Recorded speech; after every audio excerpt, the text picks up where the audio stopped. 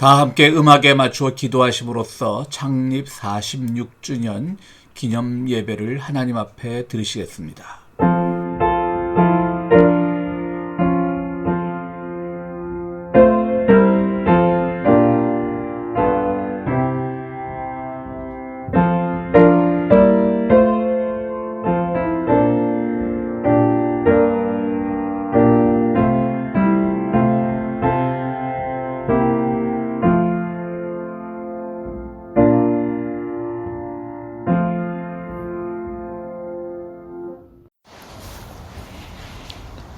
하늘에 계신 거룩하신 아버지 하나님, 오늘 주님이 주신 주일입니다.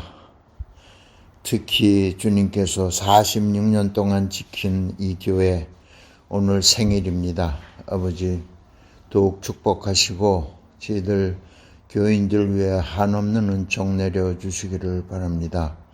주님, 제단도 우리가 귀히 여기고 목숨을 다하여 뜻을 다하여 마음을 다하여 우리가 그 제단을 향하여 기도하오니 아버지, 그 제단을 귀히 여기시고 없애지 말아주시고 평화교회 교회 간판도 오래 유지되도록 아버지 도와주시고 교인들을 위해 아버지 한없는 축복이 같이하여 주시어서 이 생일날 모두 기뻐하고 즐거워하며 아버지께서 주시는 무엇보다 귀한 황금보다 귀한 만복을 우리가 받을 수 있는 은총 허락하여 주시며 오늘 특별한 주일이오니 아버지 영의 음식을 배불리 먹고 아버지 하늘나라의 아들과 딸이 될 수 있도록 은총 내려 주시기를 간절히 바랍니다.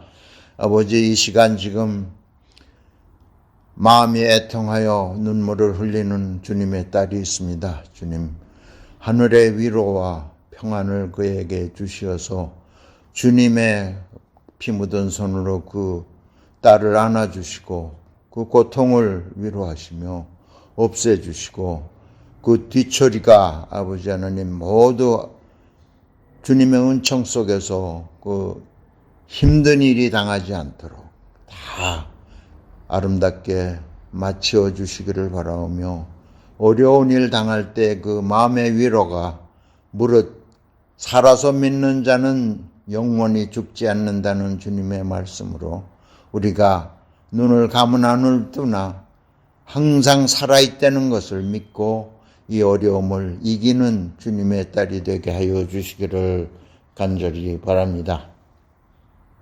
아버지 하나님, 지금 우리가 미국에 살고 있습니다. 미국의 새 지도자가 나타났습니다. 그동안 우리가 애통하여 맞이했던 아름다운 지도자, 보람 있는 지도자, 도덕성 있는 지도자를 간구했습니다. 아버지, 우리 기도를 들어주시고 이 새 나라에 멸망하지 않게 하시고 다시 일어날 수 있는 기운을 주심을 감사합니다.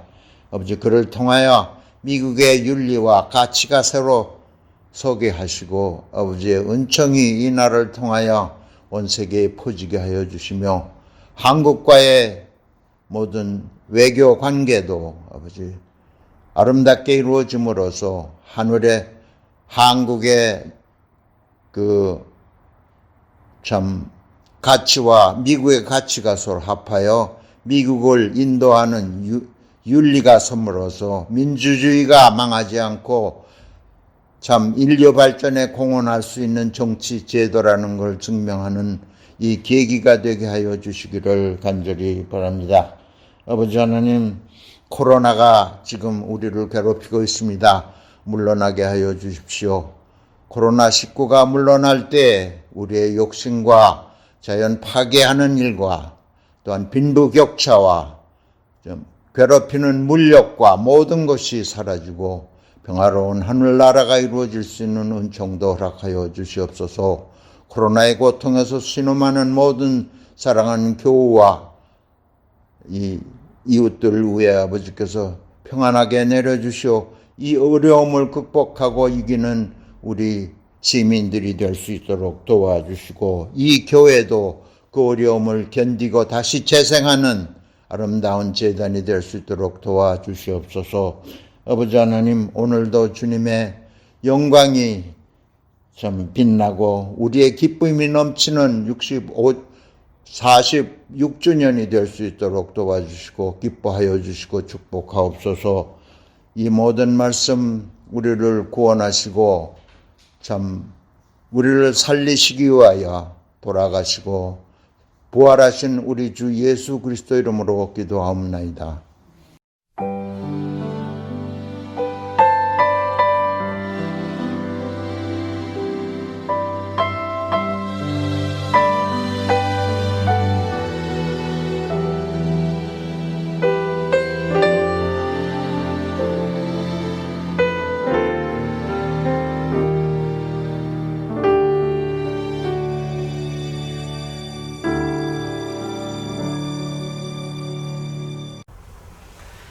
한 주간도 평안하셨습니까? 오늘은 저희 평화의 교회 창립의 주일입니다.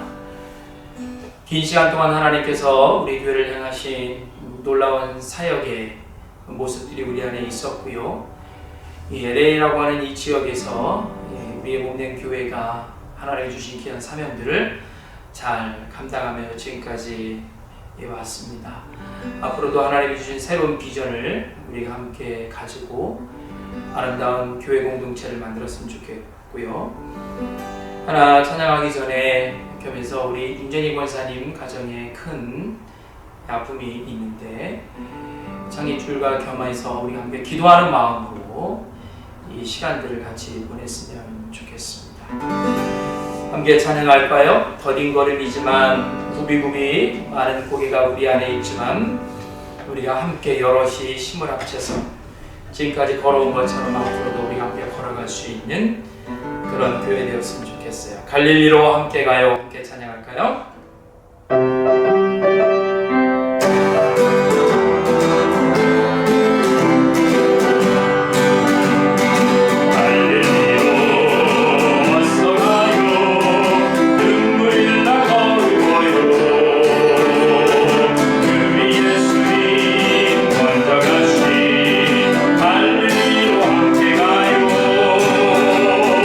주님이 계시고 능하셨네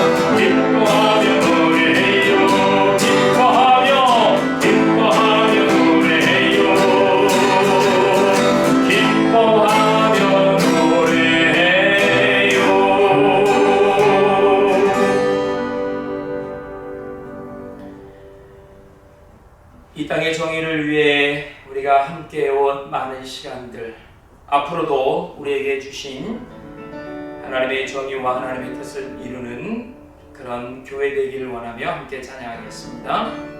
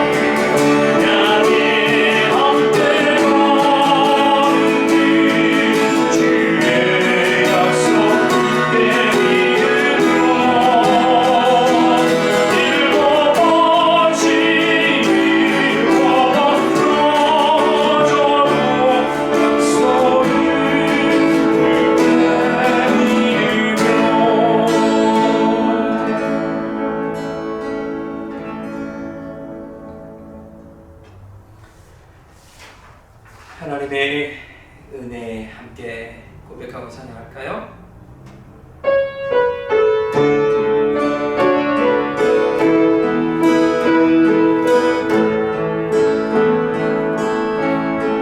시작된 우리 주님의 능력이 나의 삶을 다스리고 새롭게 하는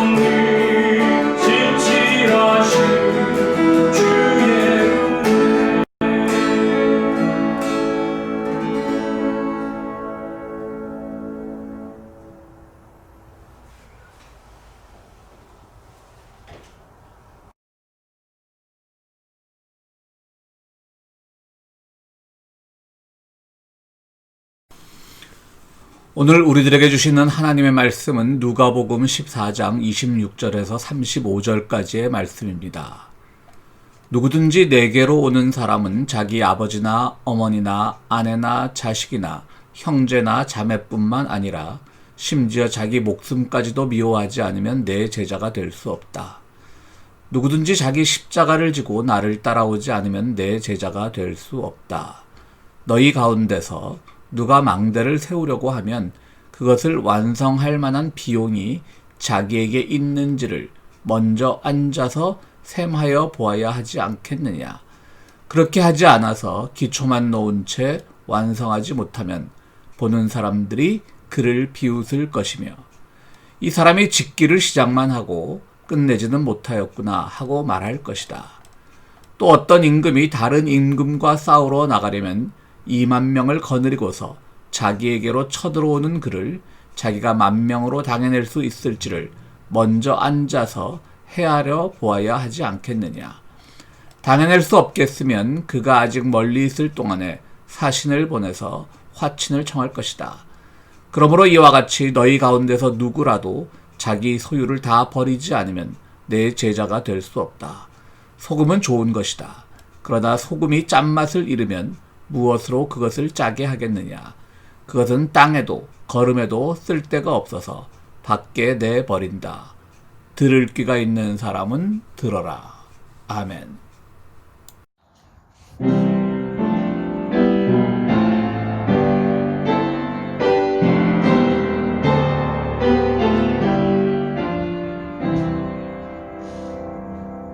나 어젯밤에 잘 때 한 꿈을 꾸었네.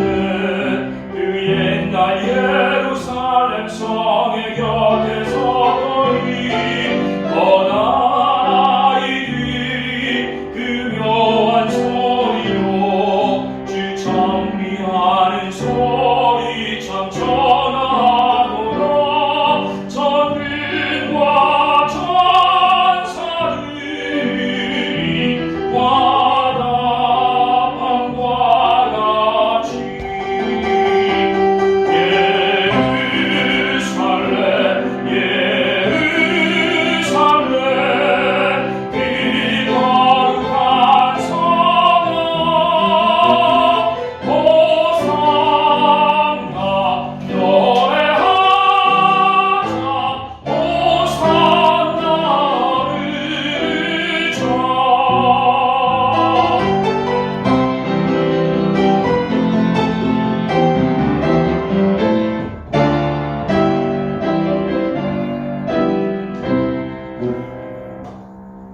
그 꿈이 다시 변하여 그 길은 보였고 호산나 찬미 소리 들리지 않는다. 햇빛이 아주 어둡고 그 광경 장담을 이 십자가에 달리신 그대의 일이라. 이는 십자가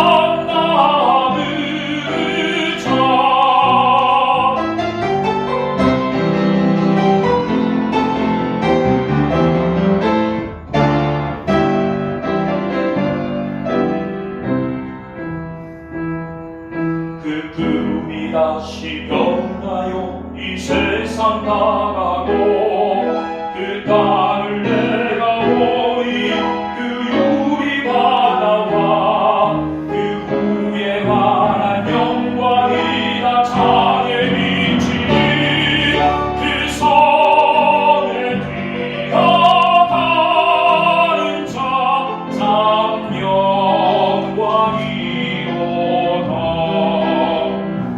밤이 하나지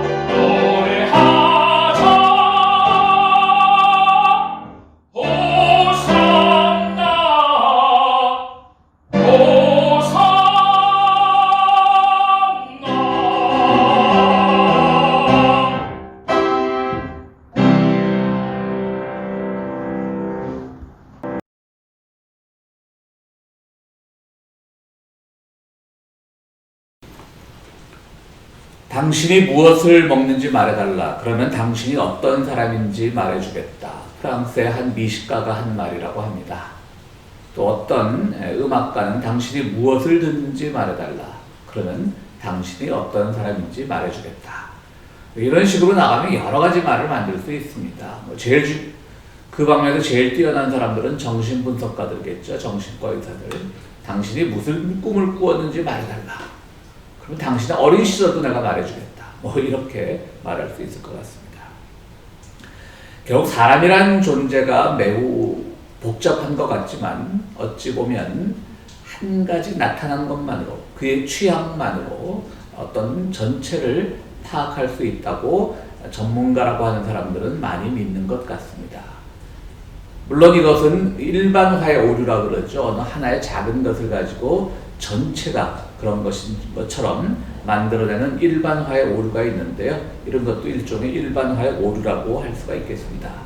하지만 뒤집어 생각하면 또 아주 틀린 말은 아니라고 생각을 합니다. 우리가 살아가고 있는 것이 결국은 부분이 모여서 총합이 되는 것인데, 부분은 총합의 일부인 것이고, 그것이 어떤 형태로든지 전체의 모습을 규정할 수 있다.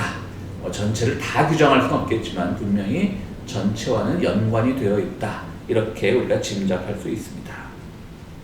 한 개인도 이럴진데, 그러면 우리가 좀 더 범위를 넓혀서 사회로, 국가로, 민족으로 퍼진다면 어느 한 것을 가지고, 어느 한 부분을 가지고 전체를 판단하고 평가할 수 있을까? 근데 이것도 역시 일반화의 오류로 우리가 많이 빠져들죠. 어느 지역 사람들은 어떻더라, 어느 민족은 어떻더라. 물론 같은 기후와 같은 환경 속에서 살다 보면 그들이 가지는 고유의 어떤 보편적인 특성은 있을 겁니다. 그러나 요즘 세상은요, 아주 다양하게 발전을 해서 서로 간의 문화적인 교류도 많고요. 또 미디어를 통해서 바깥 세상도 접할 수 있는 기회가 많고요. 어떤 특정적인 것을 가지고 전체를 판단할 수 있는 것은 갈수록 어려워지는 것 같습니다. 나는 한국 사람이야. 한국 사람들은 다 그래. 참 어이없는 말이죠. 일본 사람들은 다 그래.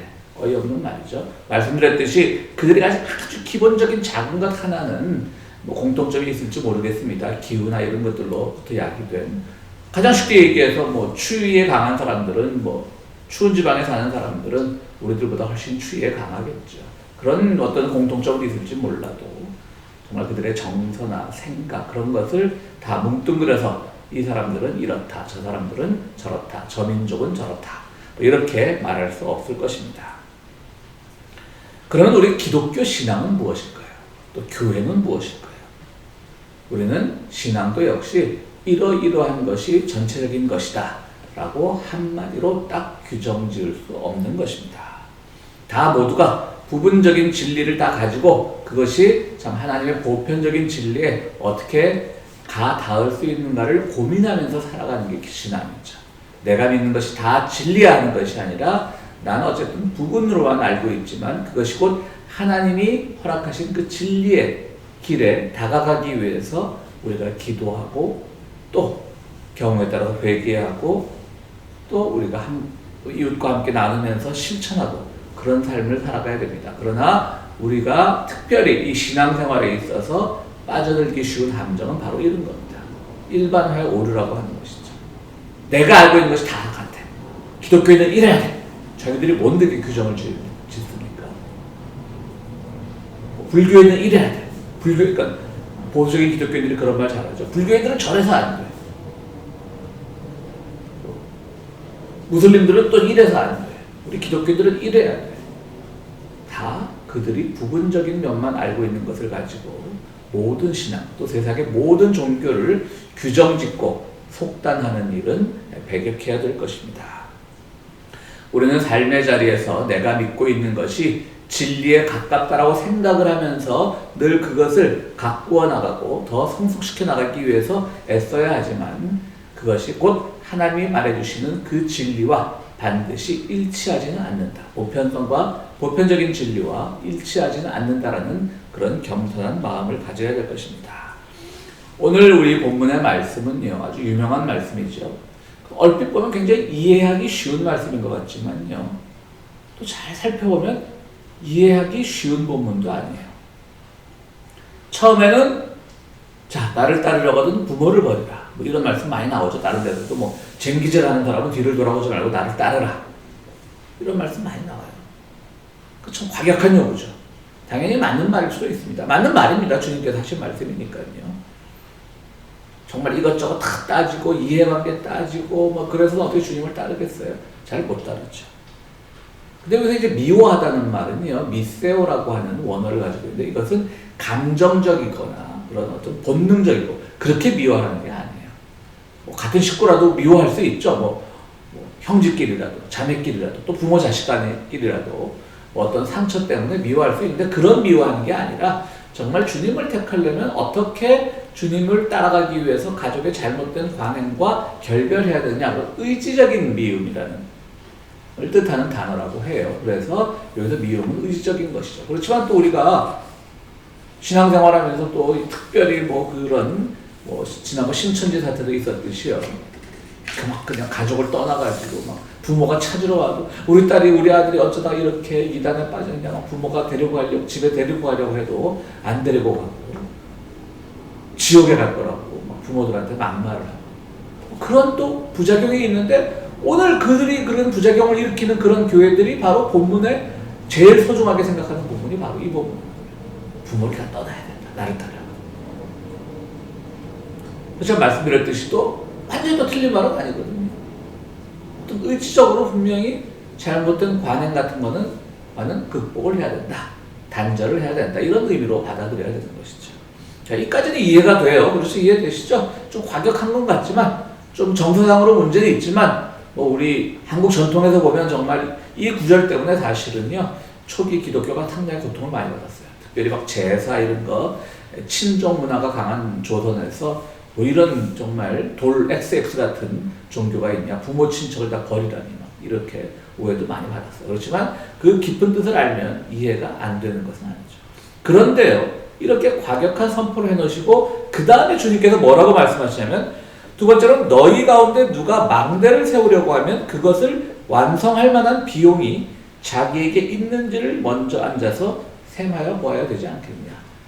망대, 뭐 적들이 쳐들어올까 아니면 양떼들이 멀리 가서 맹수에게 공격을 받지 않을까. 그때 망대를 높이 세우겠죠. 근데 그게 공짜로 세워집니까? 그럼 그걸 세우기 위해서 내가 양떼를 지키기 위해서 또 적으로부터 침입을 막기 위해서 망대를 세워야 된다는 것에는 누구든지 동의하지만 내가 돈이 없어. 그럼 계산을 해볼 거 아니에요. 높이는 어느 정도로 할까? 근데 무조건 그냥 의욕만 앞서 세우다가 중간에 관두면 사람들이 손가락질 할 건 아니야 이거예요. 짓기만 시작해놓고 끝내지를 못하였구나 이럴 거 아니에요. 세속적으로는 맞는 얘기 같지만요. 아니 세속적으로는 요즘 이런 얘기 안 해요. 뭐 젊은이들이 보는 자기계발서 이런 거 쓰는 사람들 보면 무조건 저질러라, 무조건 떠나라,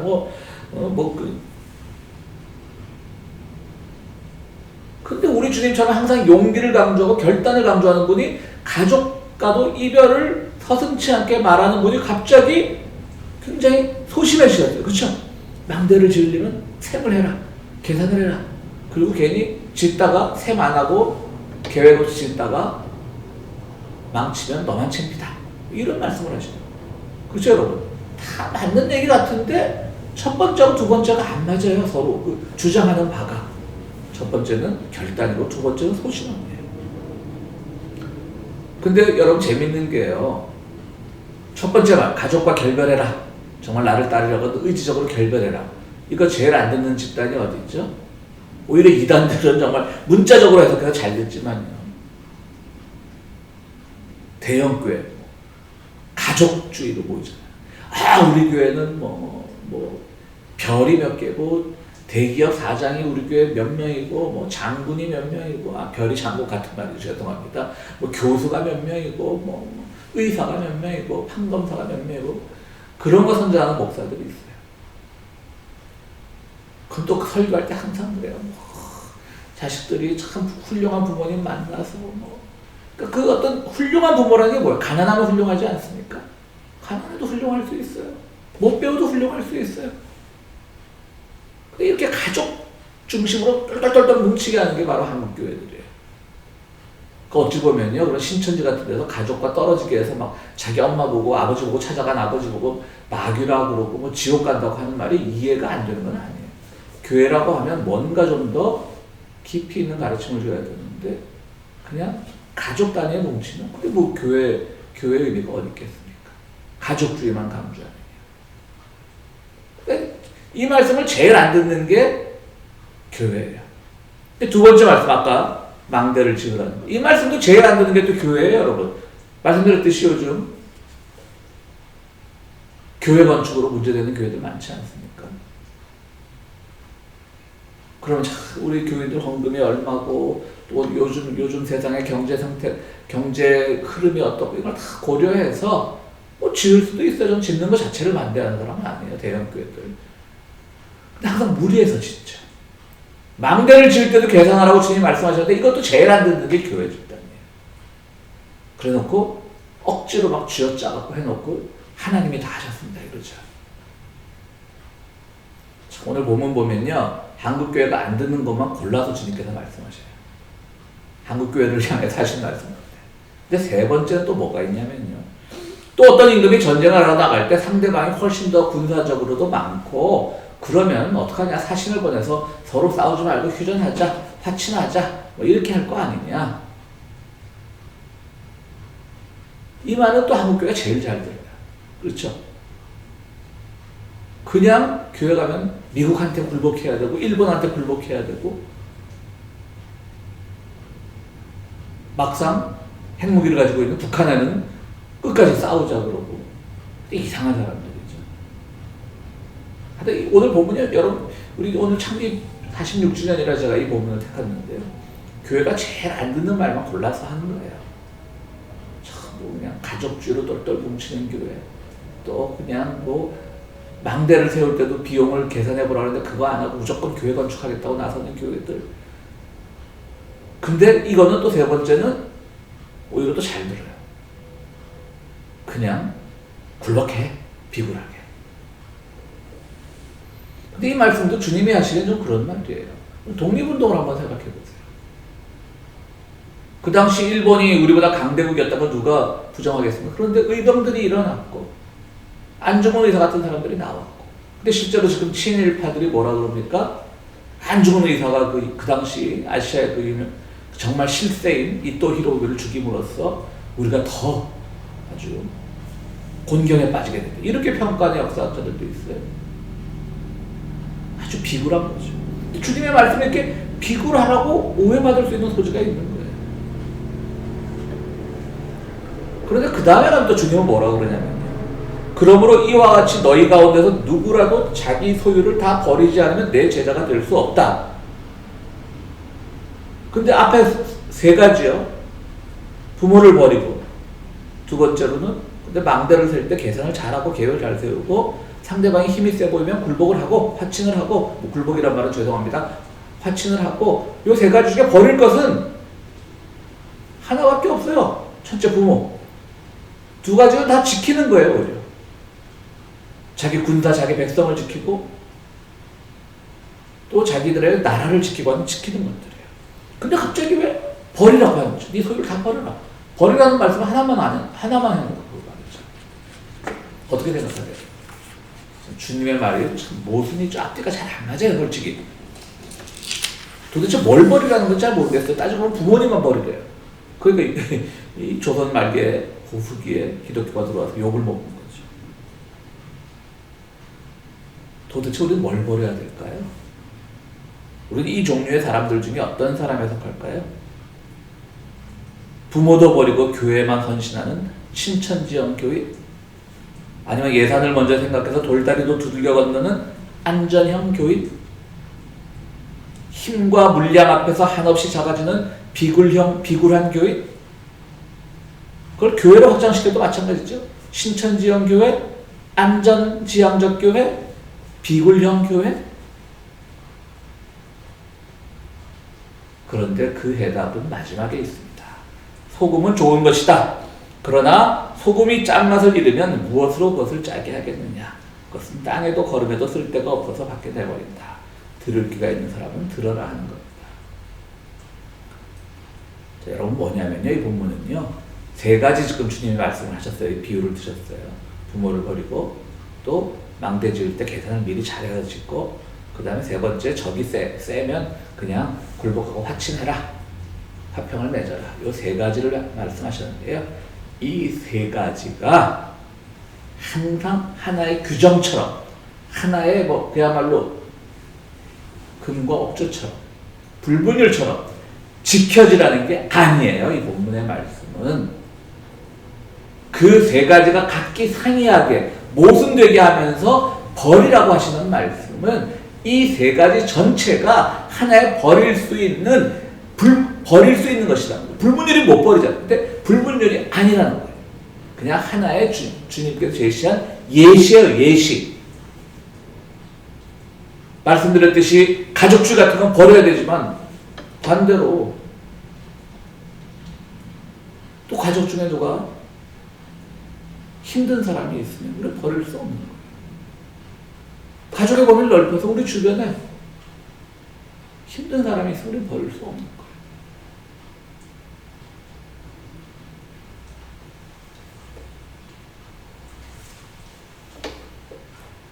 최근에 그 넷플릭스 드라마 중에 힐빌리의 노래라는 게 있습니다. 힐빌리가 촌놈이라는 뜻이거든요. 촌놈의 노래 뭐 이런 뜻입니다.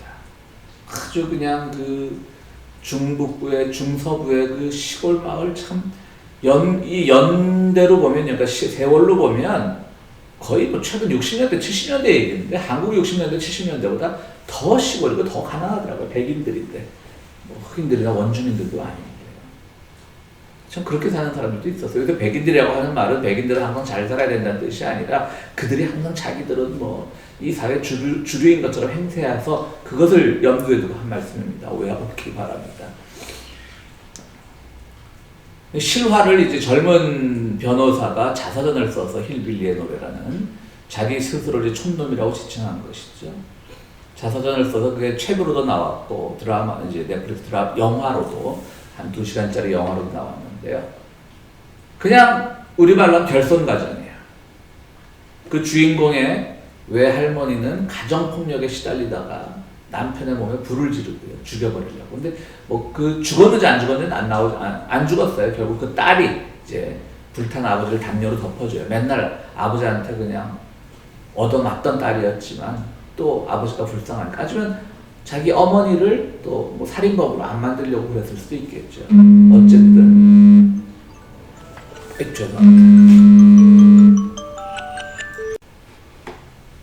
죄송합니다. 이게 갑자기 전화기에서 알람이 울려가지고요. 이거를 편집해서 띄어낼 수도 있는데요. 그 부분은 제가 아직 그 편집에 서툴러서 그런지 되게 시간이 걸리더라고요. 그러니까 여러분들 혹시 뭐 알람 소리가 나와도 이해를 바랍니다. 이제 힐빌리의 노래로 다시 돌아가면요. 그러고서 이제 그 아버지의 불타는 몸에 그 담요를 뒤집어 씌웠던 그 어린 딸이 가정폭력에 노출되어 있던 어린 딸이 바로 이 주인공의 또 엄마예요. 근데 이 엄마도 그 시골에도 공부도 잘했는데 간호사가 됐지만 간호사 생활에 적응을 못하고 마약 중독에 뭐 결혼 몇 번씩 하고 뭐 매일 또 그 결혼을 하고 나서 그들과 다투고 정말 또 만나는 사람들이 또 폭력적인 남자 막 그런 인생을 살아요. 근데 이제 이 아들은 그래도 공부를 잘해갖고 할머니가 막 공부를 시킨 거예요. 그래서 이제 시골에서 보니까 군대를 갔다 온 것 같아요. 거기서 이제 학비 보조를 받고 그래서 예일 법대를 들어가서 어느 거대한 로펌에 이제 인터뷰를 하루 앞두고 있는데 엄마가 병원에 입원했다고 전화가 온 거예요. 10시간 거리를 차 타고 간 거죠. 고물차를 타고. 가서 이제 가면서 그 옛날에 겪었던 그런 일들이 주마등처럼 지나가는 겁니다. 결국은 해피엔딩인 거예요. 그러니까 자서전을 썼겠죠. 엄마도 마약을 끊고 지금은 뭐 도서관 사서로 또 도우미로 그렇게 살고 있다 그러고요. 자기의 누이도 또 이 예일대 출신의 변호사도 잘 나가고 또 그들도 행복한 가정 생활을 하고 있고 뭐 이런 식으로 끝나는 건데요. 거기서 보면 죄송한 말씀이지만 저희 어머니가 만약 그랬다면 저는 가족과 단절합니다. 오늘 본문 말씀에서 나오는 그런 주님을 따르기 위해 단절하는 게 아니라 그냥 어머니가 맨날 마약에 찌들어 살고 뭐 그냥 폭력을 일삼고 그 아버지한테 배운 거니까 외할아버지한테 주인공. 근데 그 남매가 착해요 다 보니까. 저 같으면 정말 그런 부모 밑에서 못 삽니다. 이런 경우는요 가족을 위해서 돌아간 거예요. 그래서 그 친구가 희생함으로써 가족을 다시 정상적이고 단란한 가정으로 돌려놓은 거예요. 그 엄마가 아프다고 갔는데도 거기서 계속 엄마랑 싸우는 거예요. 약 기운이 끊기면 막 그 히스테리를 참지 못하니까 아들을. 지금 그냥 예일법대, 그 시골에서 예일법대까지 나온 그 아들을 인정해주지 못하고 지금 10시간 달려서 내일 새벽에 또 그 거대한 러펌 인터뷰를 해야 되는데 이런 경우는 정말 가족과 끊으면 안 되죠. 제가 잘못된 거죠. 그럴 경우는. 저도 그런 일을 안 당해봐서 그렇지 너무 또 제가 가족하고 끊겠다라고 해서 저를 너무 그렇게 또 패륜화 취급하지 마시고요. 그러니까 뭐 어떻게 보면 행복하다는 얘기죠. 그런 부모를 안 만난 게 행복할 수도 있었던 거죠. 바로 그렇습니다, 여러분. 이렇게 끊어야 할 때 끊을 수 있고 안 끊어야 할 때는 안 끊는 거죠. 다 끊어라 하시는 게 아니에요.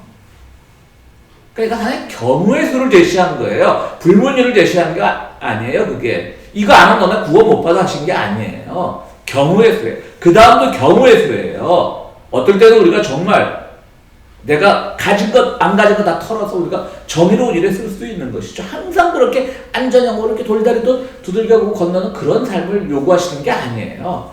앞에 이렇게 과격한 삶을 요구하셨던 것처럼 오해들 할까봐 주님께서 다른 정반대 이야기를 해놓으신 거예요. 경우에 따라서는 안전지향적으로 가야 되는 것이고 또 다른 경우에 따라서는 정말 절벽을 뛰어넘듯이 키에르케고르가 도약이라고 말하잖아요. 도약. 신앙은 믿음을 뛰어넘는 거예요. 뛰어넘는 거. 그러니까 이것도 경우의 수를 말하는 거예요. 모든 것을 다 고려해 봤을 때 지금 꼭 망대를 안 지어도 되면 그렇게 무리해서 짓지 마라 이런 거지. 망대 짓지 마. 어떤 것이든지 앞으로 주산만 잘 튕겨보고 안 되면 무조건 하지 마 이런 말씀을 하신 게 아니에요. 세 번째도 같은 말씀이에요. 말씀드렸듯이 내가 살고 있는 공동체가 위협받으면 아무리 우리가 위협하는 세력이 힘이 세더라도 그 불의한 세력과 맞서 싸워야죠. 주님은 다 화친하지만 그런 게 아니에요. 그리고 어디가 불의한 세력이고 어디가 화친해도 될 세력인지를 잘 구별을 해야 되는 거예요. 민족의 미래를 위해서 우리 같은 경우는. 근데 그 구별 못 하잖아요. 그러니까 주님은 오늘 이 세 가지 벌이라고 하는 것은 뭐냐면요. 오히려 이 세 가지에 대한 집착을 버리라고 하는 거예요. 버리는 게 하나도 없잖아요. 부모밖에 없잖아요. 뒤에 두 가지 버리는 게 아니었잖아요. 근데 왜 갑자기 버리라고 해요? 버릴 게 없는데. 버릴 걸 말씀도 안 해주셔놓고. 뭘 버리라는 말씀이지? 바로 집착을 버리라는 거예요. 모든 것은, 모든 진리는 상대적인 거예요. 아까 설교 초기에 말씀드렸듯이 하나의 작은 나의 부분이 전체를 표현할 수는 있지만 대변할 수 없고 그 모든 하나하나가 또 각기 다양성에 기초하고 있기 때문에 그런 것들을 가지고 일반화시킬 수는 없다는 거예요. 믿음도 그렇고 교회도 그렇고 우리 교회도 마찬가지인 거예요. 경우에 따라서는 열정적이어야 되고 경우에 따라서는 침착해야 되고 경우에 따라서는 정의를 위한 투쟁에 두려워하지 말아야 되고 그런데 그 경우가 어떤 경우인지 바로 소금의 짠맛처럼 화려하지 않게 음식에 녹아들어서 그러나 소금의 기능, 부패를 방지하고 짠맛을 내는 그 소금의 기능을 다하는 것처럼 우리가 할 일은 특별히 46주년을 맞는 우리 평화의 교회가 할 일은 또 그 교회에 속한 우리 지체들이 할 일은 두려워하지 말고 어느 한 가지를 불문율처럼 고집스레 하지 말고 실제로 내가 나의 몸을 던져야 될 때 또 때로는 한 걸음 물러서서 앞뒤를 재고 계산해야 될 때 그때를 잘 구별해야 된다는 것이죠. 그게 바로 믿음의 지혜고요. 그것이 바로 구원이에요. 두려울 수 있습니다. 가족과 단절하는 것이 두려울 수 있고 무조건 저지르는 것이 두려울 수 있고 무조건 싸우는 것이 두려울 수 있지만 주님은 바로 그 두려움 속에서 두려워하지 말고 그 끝에 진리를 만날 수 있다는 가르침을 우리에게 주고 계신 거예요. 사랑하는 성도 여러분, 오늘 이 본문 말씀이요, 제가 말씀드렸듯이 쉬운 말씀 같지만 쉬운 말씀이 아니에요. 하나하나 띄워보면 그건 다 좋은 말씀이에요. 근데 하나 다시 말씀드리자면 주님께서 그렇게 소심하게 용기 없게 살라고 하시는 분이 아니었잖아요. 근데 오늘은 왜 그랬을까?